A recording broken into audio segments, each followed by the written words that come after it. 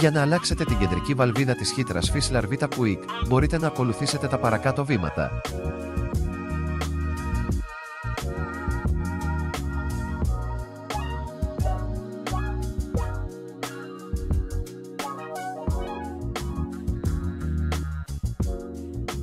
Αφαιρέστε την παλιά βαλβίδα από τη χύτρα.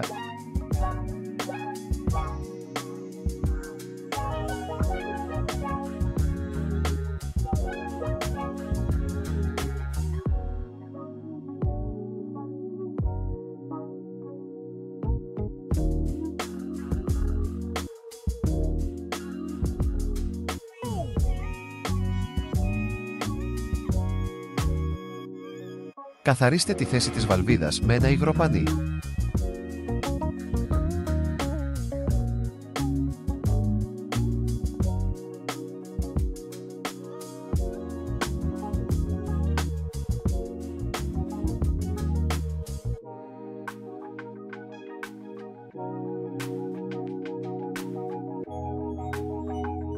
Τοποθετήστε τη νέα βαλβίδα στη θέση της, βεβαιωθείτε ότι ταιριάζει σωστά και εφαρμόζει στενά στην κορώνα της χύτρας.